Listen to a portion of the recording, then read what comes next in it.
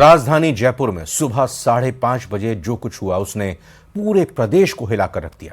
एक ऐसा धमाका जिसकी गूंज कई किलोमीटर दूर तक सुनाई दी। आग की लपटें इतनी ऊंची कि हवा में उड़ते पक्षी तक जलकर मर गए। जयपुर में हुए एलपीजी टैंकर ब्लास्ट में 29 ट्रक, 2 बसें, 5 कार और 3 बाइक जलकर स्वाहा हो गई। आग इतनी दूर तक फैली कि मानो ज्वालामुखी फट गया हो, और जिसने भी ये मंजर देखा वो बस देखता ही रह गया।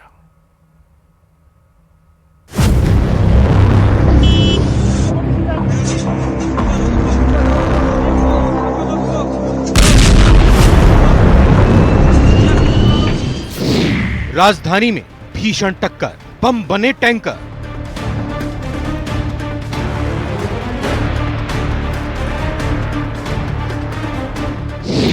सबसे बड़ा अग्निकांड, सड़क बनी शमशान। लाशों का लगा ढेर, धूं धूं कर जला शहर।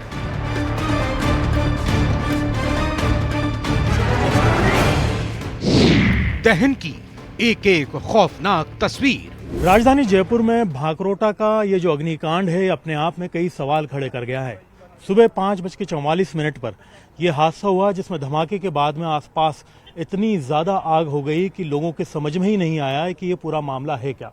आप देखेंगे कि चारों तरफ कई किलोमीटर तक रोड से लेकर के आसपास के पूरे इलाके में इसकी कालिक के निशान मौजूद हैं, और जो 18 टन का एलपीजी का ट्रक था, टैंकर था, वो फटा। उसके बाद में ये पूरी स्थिति खतरनाक हो गई। हालांकि उसके बाद से अभी तक जो है 22 टन के दूसरे टैंकर से एलपीजी को निकालने का काम जारी था, जिससे सुरक्षित तरीके से इस पूरे 5 स्क्वायर किलोमीटर के इलाके को क्लियर करके यहाँ पर सुरक्षित उस गैस को रिफिल कर लिया गया है दूसरे साथ।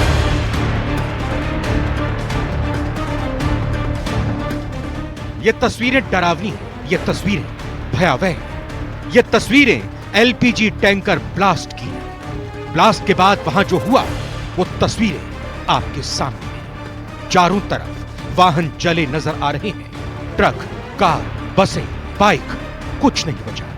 आसपास जो भी था वो सब आग की जद में आ गया। ब्लास्ट इतना भीषण था कि 200 से 300 मीटर तक गैस फैल गई, और जहां जहां गैस फैली वहां वहां आग फैलती चली गई। कई लोग जिंदा जल गए और 35 से ज्यादा लोग गंभीर घायल हो गए। यहाँ पे हमने सारी चीजों को कवर कर लिया है। अभी आग बुझ चुकी है। अभी हमारा जो मुख्य मकसद है कि एक बार सारे ट्रक को देख लिया जाए, ताकि अगर किसी में कोई विस्फोटक सामग्री हो तो उसको टाइमली हम कैटर कर पाए, और कोशिश ये है कि जल्दी से जल्दी स्थिति को संभाल कर फिर यातायात शुरू। हादसा तड़के सुबह हुआ। समय लगभग 5:40 हो रहा था। अजमेर हाईवे पर दिल्ली पब्लिक स्कूल के सामने यू टर्न लेते वक्त टैंकर एक ट्रक से टकरा गया। भिड़ंत होते ही बहुत तेजी से ब्लास्ट हुआ और टैंकर फट गया, जिससे गैस आसपास फैल गई और आग लग गई। गैस जहां तक फैली वहां मौजूद 40 से ज्यादा वाहनों को अपनी जद में ले लिया। कई गाड़ियां ऐसी थी जिनमें से लोगों को बाहर निकलने का मौका तक नहीं मिला। टैंकर के पीछे चल रही एक स्लीपर बस और हाईवे के किनारे मौजूद पाइप फैक्ट्री भी जल गई। धमाके और आग के कारण हाईवे बंद है। सुबह 5:40 का वो वक्त जब लोग अपनी गहरी नींद के अंदर सो रहे थे, और जयपुर अजमेर हाईवे के ऊपर सीएनजी से भरे हुए ट्रक के अंदर इतना भयावह ब्लास्ट होता है। हाईवे के ऊपर ये जो दुकान है, जिसके अंदर कहा जा सकता है कि मजदूर सो रहे थे, उन्हें संभलने तक का मौका नहीं दिया। और इस ब्लास्ट को देखकर आप देख सकते हैं कि मजदूर किस तरीके से, किस स्थिति में यहां पर जो हैं वो भगे होंगे। इस दुकान के अंदर ही जो सो रहा, इस कोने के ऊपर जो मजदूर था, वहां तक इस आग की जो लपटें हैं वो यहां पर पहुंची हैं। ये तस्वीरें देख सकते हैं कि किस तरीके से उस वक्त क्या कुछ मंजर हुआ हो। जहां हादसा हुआ वहां पास में ही एक पेट्रोल पंप है। गनीमत रही कि पेट्रोल पंप तक इसकी आंच नहीं पहुंची, नहीं तो आग और भी विकराल हो जाती। बताया जा रहा है कि जिन 29 ट्रकों में आग लगी उनमें भी फ्यूल की वजह से एक एक करके ब्लास्ट हुआ, जिससे स्थिति और भयावह हो गई। सूचना पर दमकल की गाड़ियां मौके पर पहुंची, वहीं पुलिस और प्रशासन ने मोर्चा संभाला। Bureau report, news 18, Rajasthan.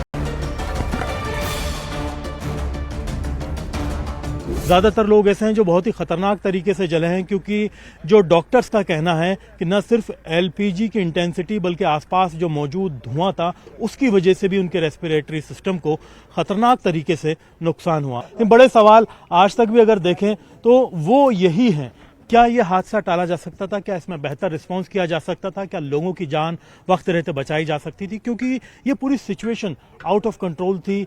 बहुत ही खतरनाक स्थिति बताया जाता है कि आसपास के होटल्स के अंदर इस धमाके की वजह से इतना खतरनाक भूकंप आया कि लोगों के अंदर भगदड़ मच गई।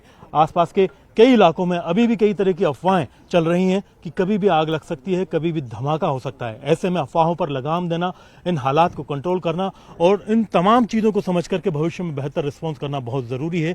इस पूरे मामले की जांच में शामिल करके भविष्य में यहाँ पर सुधार करने की कोशिश करनी चाहिए ताकि इन हालात को काबू में लाया जा सके और इस तरह के हादसे फिर से ना हो। कैमरा पर्सन दिलीप चेची के साथ में अरबाज अहमद, न्यूज़ 18 के लिए जयपुर से। अजमेर दरगाह में शिव मंदिर होने के दावे को लेकर आज सिविल कोर्ट में दूसरी बार सुनवाई हुई। कोर्ट ने याचिकाकर्ता और दूसरे पक्षों के वकीलों की दलील सुनकर फैसले की अगली तारीख 24 जनवरी 2025 मुकर्रर की है।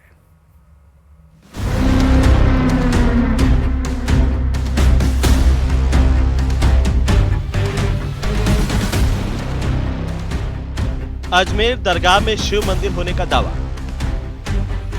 सिविल कोर्ट में दूसरी बार हुई सुनवाई। 24 जनवरी 2025 में होगी अगली सुनवाई।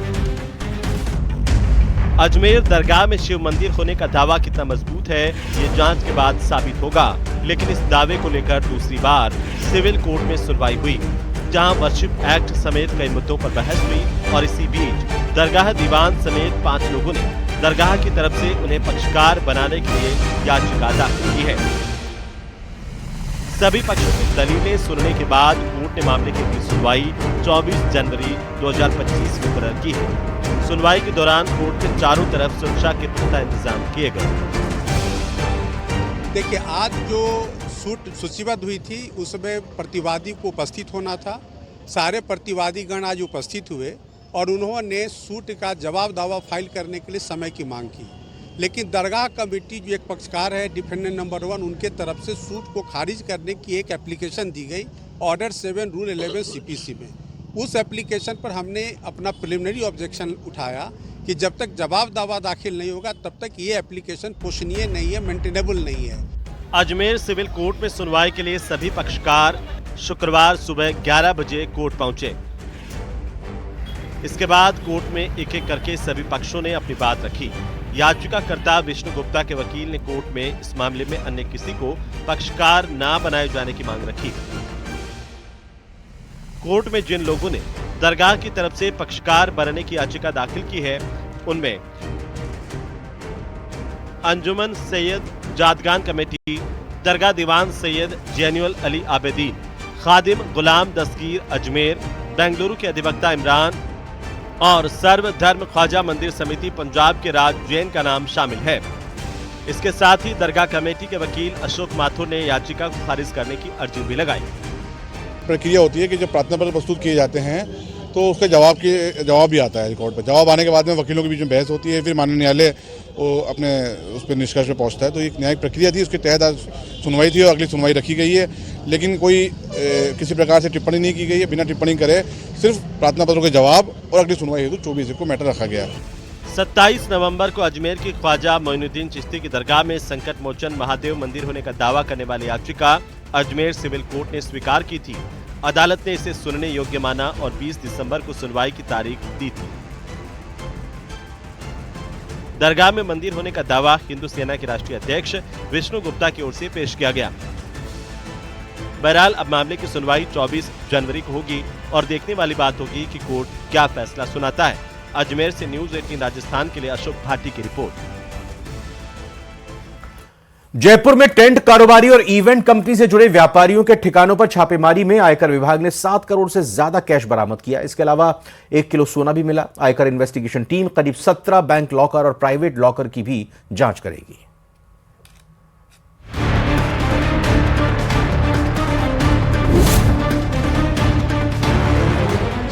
इनकम टैक्स विभाग की छापामार कार्रवाई।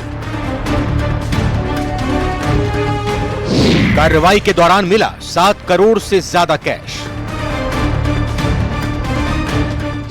व्हाट्सएप से भी मिला कैश लेन देन का डेटा।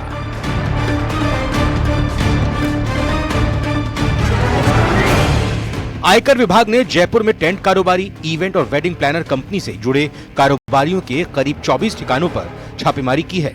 इस कार्रवाई में आयकर विभाग को करीब 7 करोड़ 50 लाख रुपए कैश बरामद हुआ।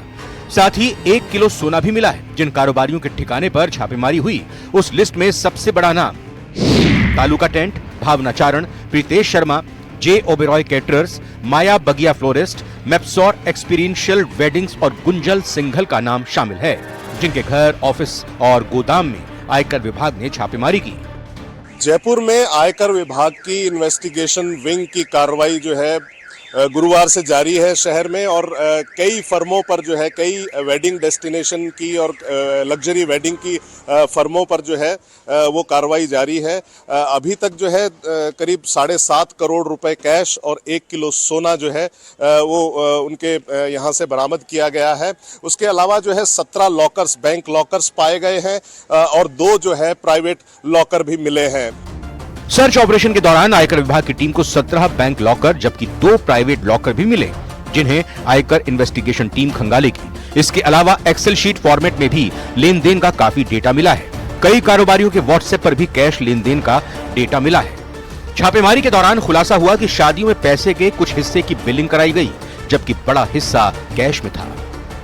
जयपुर में जिन 22 ठिकानों पर छापेमार कार्रवाई हुई उनमें बनी पार्क, झोटवाड़ा, वीकेआई, विद्याधर नगर, मालवीय नगर, राजा पार्क, आदर्श नगर शामिल हैं। आयकर अधिकारी टेंट कारोबारी और इवेंट कंपनी और वेडिंग प्लानर से जुड़े कारोबारियों के 3 साल के रिकॉर्ड खंगाल रहे हैं। शुरुआती जानकारी में सामने आया कि इवेंट कंपनी और टेंट कारोबारी ग्राहकों से ऑफलाइन पैसा ले रहे थे। सर्च के दौरान कई जगह बिल बुक तक नहीं मिले हैं। सूत्रों के मुताबिक जिन व्यापारियों के ठिकानों पर रेड हुई उनके खिलाफ टैक्स चोरी की शिकायतें मिल रही थी। इसके अलावा अभी भी जो है उन लॉकर्स को खोलने की कार्रवाई जो है आयकर की इन्वेस्टिगेशन विंग लगातार कर रही है, और देखना होगा कि कितना जो है इनके यहाँ से जो है क्या क्या किस तरह की चीज़ें, किस तरह का जो है कर चोरी की जो है दस्तावेज यहाँ बरामद होते हैं। कैमरामैन मनीष के साथ हितेंद्र शर्मा, न्यूज़ 18 राजस्थान। झालावाड़ में जेल के बाहर फायरिंग से हड़कंप मच गया। जेल सुरक्षा में लगे प्रहरी पर उसके साथी ने ही फायरिंग कर दी। आखिर क्या रही फायरिंग की ये वजह, इस रिपोर्ट में आपको दिखाते हैं।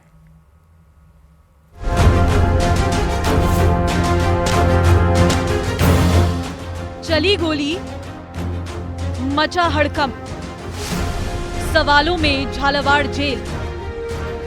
अस्पताल में इलाज करा रहे ये जेल कर्मी किसी अपराधी के हाथों नहीं बल्कि अपने ही एक सहकर्मी की सनक का शिकार हुआ है। घटना ऐसी सुनी ना हो कभी ऐसी। मिली जानकारी के मुताबिक खाना खाने के दौरान हुई आपसी कहासुनी में घायल जेल कर्मी अशोक के साथी राम सिंह ने इस पर फायरिंग कर दी, लेकिन घायल अशोक कुमार के मुताबिक मामला गुरुवार देर रात का है। झालावाड़ के जिला कारागृह में ड्यूटी बदलने का वक्त था। इस दौरान जब उसने राम सिंह से हथियार एक्सचेंज करने के लिए चाबी मांगी तो वो उत्तेजित हो गया और अपनी राइफल से अंधाधुंध फायरिंग कर दी। अचानक हुई फायरिंग से मौके पर हड़कंप मच गया। जेल प्रहरियों ने भागकर अपनी जान बचाई। पीड़ित का दावा है कि राम सिंह मीणा ने 7 से 8 फायर किए, लेकिन भागते भागते एक गोली अशोक के हाथ को आर पार कर गई।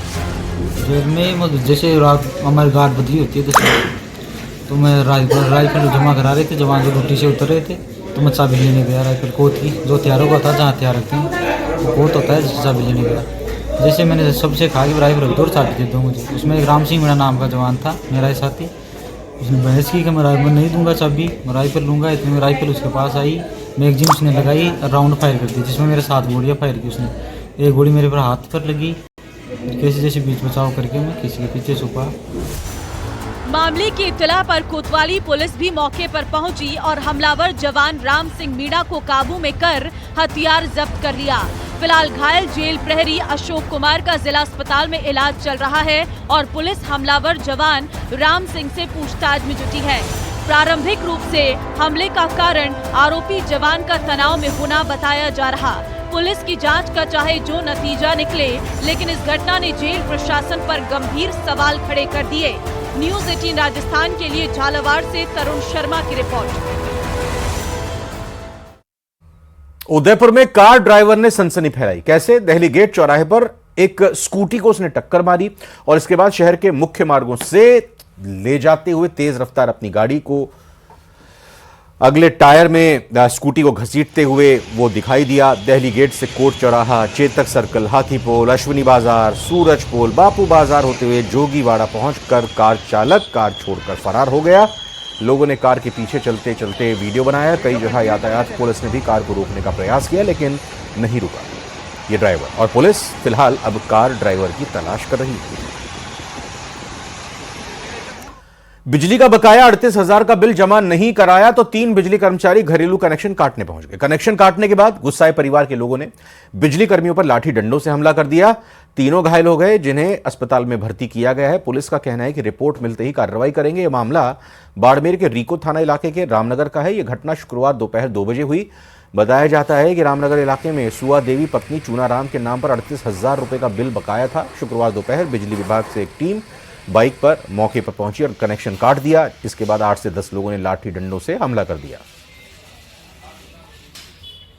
उपभोक्ता बिल समय पर नहीं भरते हैं, उनके बकाया राशि वसूली के लिए हमेशा हमारी टीमें जाती रहती है और ये हमारा रूटीन का कार्यक्रम रहता है। और आज जब सुबह CID सेकंड से बख्ताराम जी और हमारे 3-4 और स्टाफ, एक राकेश मीणा, अशोक कुमार, ये गए थे और वहाँ ये रामनगर के अंदर कुछ असामाजिक तत्वों ने ये उनके साथ भयंकर मारपीट की। हर शख्स के हाथों में कोई ना कोई हुनर होता है, बस जरूरत है तो इस हुनर को तराशने की। यही काम किया है बीकानेर केंद्रीय कारागार प्रशासन ने। जेल में बंद बंदियों के हुनर को सही दिशा देने के साथ ही उनके हुनर को लोगों के बीच अलग पहचान दिलवाने के लिए बंदियों के बनाए उत्पादों की प्रदर्शनी कलेक्ट्रेट में लगाई गई। आशाएं नाम से आयोजित इस प्रदर्शनी में लोहे का पीढ़ा, हैंडमेड पेंटिंग, मसाले, इको फ्रेंडली पेन, कपड़े, कुर्ते, लोहे के चूल्हे, दरियां, फिनाइल और सीख झाड़ू रखी गई थी। इस प्रदर्शनी का उद्घाटन जिला एवं सत्र न्यायाधीश अतुल कुमार सक्सेना, कलेक्टर नम्रता विश्नी और पुलिस अधीक्षक कावेंद्र सागर ने किया। उन्होंने कहा कि कारागृह प्रशासन द्वारा किए जा रहे नवाचार समाज के लिए नज़ीर हैं। बीकानेर जेल में करीब 200 से ज्यादा बंदियों को रोजगार की ट्रेनिंग दी जा रही है। जेल अधीक्षक सुमन मालीवाल ने बताया कि सभी बंदियों को विशेष प्रशिक्षण दिया गया ताकि वो आत्मनिर्भर बनकर समाज में आराम से जीवन यापन कर सकें। बंदियों द्वारा बनाए गए उत्पादों को खरीदने के लिए भी लोगों में उत्साह देखने को मिला। कि जेलों में बंदीगण लंबे समय तक निरुद्ध रहते हैं, वो सारा दिन 24 घंटे उनके पास कोई काम नहीं है। वहां पे उन्हें किसी न किसी रूप में बिजी रखने के लिए ये जेल की एक अच्छी पहल है, जिसके तहत उनसे जेल के अंदर ही हस्त निर्मित उत्पाद तैयार कराए जा रहे हैं, जिसमें हमने देखा अभी फिनाइल, लोहे के चूल्हे हैं, दरियां हैं, कुर्ते हैं, पेंटिंग्स, बड़ी सुंदर पेंटिंग्स कैदीगण बनाई गई हैं। स्किल डेवलपमेंट करना, रोजगार उपलब्ध करवाना जेल के अंदर रहते हुए, और इस तरह से वो ट्रेंड हो जाए कि बाहर जब जाएं तो उनको रोजगार की कोई समस्या ना आए। थोड़े थोड़े ऐसे इस तरह के कार्य हम अंदर सिखा रहे हैं जो वो अपने घर के स्तर पे स्वयं के कमरे में बैठकर कर सकते। सर हैंडमेड है, सारी चीज़ें एकदम यूनिक है। इससे क्या है कि कैदियों का हौसला भी बढ़ेगा और उनको आगे से आगे मेहनत करने की शिक्षा भी मिलेगी। बीकानेर केंद्रीय कारागार ने एक नवाचार करते हुए आज बंदियों द्वारा बनाए गए उत्पादों की प्रदर्शनी का कलेक्ट्रेट पर आयोजन किया गया है। निश्चित रूप से जेल प्रशासन की इस पहल का स्वागत करना चाहिए कि जो बंदी हैं उन्हें अब रोजगार से जोड़कर और कौशल सिखाकर समाज की मुख्य धारा से जोड़ने का काम जिस तरीके से यहाँ किया गया है, आमजन ने भी इन उत्पादों की बढ़ चढ़कर प्रशंसा की है। बीकानेर से न्यूज़ 18 के लिए विक्रम जागरवाल। किसी ने सच ही कहा है कि भीख मांगना भी एक धंधा है। गरीब मांगे तो भीख और नेता मांगे तो चंदा है। लेकिन कई बार यह धंधा ही लोगों के लिए मुसीबत बन जाता है। इन दिनों मेहंदीपुर बालाजी में कुछ ऐसा ही देखने को मिल रहा है, जहां बच्चे और बड़े बुजुर्ग भिखारी दर्शन के लिए आने जाने वाले भक्तों को परेशान करते हुए नजर आते हैं।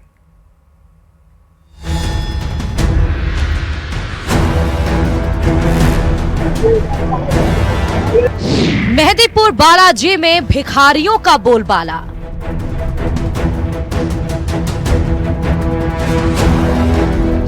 श्रद्धालुओं को जबरन लगाते हैं तिलक।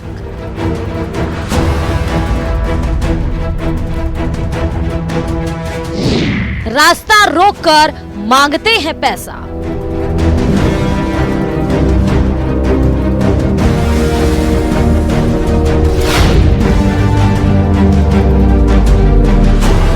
जब दिन की कमाई 500 से 700 रुपए हो, फिर भी भीख मांगने में क्या गुरेज।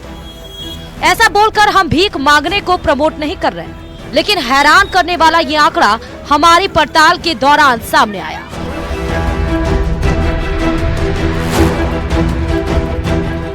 विश्व प्रसिद्ध आस्था धाम मेहंदीपुर बालाजी से न्यूज 18 संवाददाता आशीष शर्मा ने जो रिपोर्ट भेजी है, उसने पुलिस और प्रशासन की उदासीनता को जगजाहिर कर दिया है।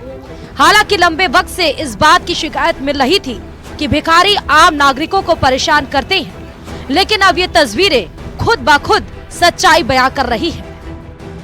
आस्था धाम मेहंदीपुर बालाजी में हमारे कैमरे के सामने एक बड़ा खुलासा हुआ। जो यहाँ पर भिखारी हैं, वो भिखारी यहाँ पर सक्रिय हैं और करीब 400 से 500 की संख्या में यहाँ पर भिखारी देखे गए हैं। और इन भिखारियों से जब हमने बात की तो वैसे तो मंगलवार और जो शनिवार का दिन होता है, तब ये प्रतिदिन 1000 से 2000 रुपए कमाते हैं, यानी महीने के 50 से 60 हजार रुपए तक कमा लेते हैं। मेहंदीपुर बालाजी में सैकड़ों की संख्या में भिखारी भीख मांगते नजर आते हैं, लेकिन अब इनमें छोटे और आइए